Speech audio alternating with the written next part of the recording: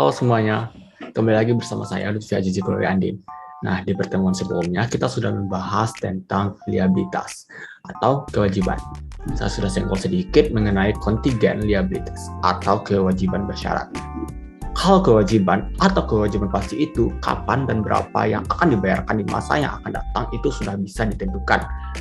Kevin punya hutang ke saya 5 juta. Di situ disepakati bulan depan akan dibayar. Maka udah pasti berapa jumlahnya, 5 juta. Kapan bayarnya? Bulan depan. Namanya kewajiban atau kita menyebutnya kewajiban pasti. Karena ada padahalnya adalah kewajiban bersyarat atau kewajiban liabilitas. Nah, kalau kewajiban bersyarat, jumlah dan kapan terjadinya kewajiban tersebut yang mengharuskan kita melakukan pembayaran itu belum bisa dipastikan karena tergantung peristiwa di kemudian harinya. Maka itu dikatakan bersyarat. Nah, akuntansi untuk kewajiban bersyarat ini tergantung pada tingkat keterjadiannya. Jadi kalau bicara akuntansi, kewajiban bersyarat tergantung pada tingkat keterjadiannya. Ingat ada 4 tingkatan kemungkinan keterjadiannya sehingga bisa menimbulkan yang namanya hutang bersyarat atau kontingen liabilitas ini. Yang pertama yaitu adalah remote. Ya, kalau remote itu tingkat keterjadiannya sangat rendah. Beberapa buku menyebutnya kurang dari 5%. Itu akan menimbulkan kewajiban bagi perusahaan. Jadi kalau tingkat keterjadiannya kurang dari 5%, maka perlakuan akuntansinya diabaikan. Nggak perlu adanya perlakuan akuntansi. Lalu yang kedua namanya yaitu possible atau mungkin terjadi. Berapa persen tingkat keterjadiannya? Yaitu lebih dari 5%, kurang dari 50%, atau sama dengan 50%. Lalu bagaimana perlakuan akuntansinya kalau kamu berhadapan pada kasus di mana kemungkinan keterjadiannya itu possible? Maka secara akuntansi perlakuannya yaitu disclosed atau diungkapkan. Dalam apa? Dalam catatan atas laporan keuangan. Apakah perlu kita melakukan perlakuan terkait kemungkinan itu terjadi kewajiban perusahaan?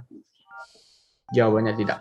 Kalau tidak ada pengakuan, maka tidak ada jurnal. Lalu bagaimana? Yang cukup dilakukan perusahaan yaitu cukup melakukan pengungkapan dalam catatan atas laporan keuangan. Tidak perlu adanya jurnal untuk mencatat bahwa akan timbulnya kewajiban bagi perusahaan. Kalau tingkat keterjadiannya yaitu possible.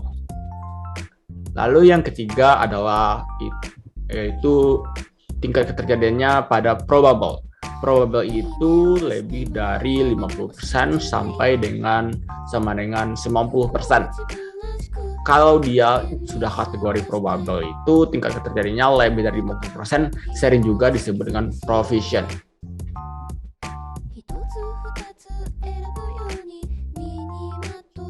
Jadi yang dikatakan provision itu adalah kewajiban bersyarat di mana tingkat keterjadiannya itu lebih dari 50%. Maka itu sudah disebut dengan provision. Lalu bagaimana perlakuan akuntansinya? Maka itu harus ada pengakuan atau harus diakui dengan kalau adanya pengakuan pasti adanya pengukuran. Kalau adanya pengukuran pasti adanya pencatatan. Kalau dia dicatat pasti akan diungkapkan dalam laporan keuangan. Nah, di atas probable tadi masih di kategori provision juga, karena ingat, provision tadi confident liabilities yang tingkat keterjadiannya itu lebih dari 50%. Nah, yang provision ini dibagi dua. Ada yang probable tingkatannya yaitu lebih tinggi lagi, lebih dari 90% dan tidak sampai 100%. Kenapa tidak sampai 100%? Karena kalau sudah 100% bukan lagi namanya confident liabilities, maka dia menjadi kewajiban pasti. Jadi yang keempat itu adalah lebih dari 90%, tidak sampai 100%. Namanya itu disebut virtual certain atau hampir pasti. Nah, jadi kontingen liabilitas ini yang tingkatannya terjadi lebih dari 50%, maka kita sebut dengan provision. Lalu Jadi kalau akuntansi untuk provision berarti dia ada pengakuan, ada proses pengukuran, proses pencatatan, dan nanti akan ada pengungkapan dalam laporan keuangan. Perlu diingat, untuk mengukur tingkat keterjadian itu tidak bisa asal-asalan. Kita harus berdasarkan ahlinya, kemudian berdasarkan pengalaman-pengalaman tahun sebelumnya. Lalu pengukuran harus diestimasi melalui suatu pengukuran yang handal. Kita tidak bisa main asal-asalan dalam pengukuran ini. Mungkin banyak dari kalian yang bertanya, apa sih penyebabnya munculnya kewajiban bersyarat ini? Nah, kewajiban bersyarat ini atau kontingen liabilitas ini bisa muncul karena adanya dua hal. Yang pertama yaitu karena adanya faktor hukum. Kewajiban bersyarat itu bisa muncul karena adanya litigasi atau putusan pengadilan yang mempengaruhi perusahaan. Contohnya perusahaan itu perusahaan semen yang telah terindikasi melakukan pencemaran lingkungan yang dituntut oleh suatu lembaga. Maka dalam kasus ini bisa saja perusahaan semen itu kalah dalam pengadilan. Maka yang menjadi pertanyaannya yaitu seberapa tingkat kekalahan yang akan terjadi, maka akan berhak dan maka yang berhak mengetahui itu adalah pengacara, si pengacara. Jika pengacara tersebut mengatakan tingkat kekalahan adalah 2%, cukup kita abaikan saja kewajiban bersyarat tersebut. Kalau tingkat kekalahannya itu misalnya 85%, maka harus kita antisipasi dengan cara membuat zona penyesuaian dengan memunculkan beban kontingasi di debit dan juga kewajiban kontingensi di kredit. Nah, itu dia untuk contoh dari hukum. Lalu yang kedua adalah karena adanya konstruktif. Jadi kewajiban bersyarat bisa muncul karena adanya kebijakan dari perusahaan itu sendiri. Misalnya contohnya seperti Christian Dior.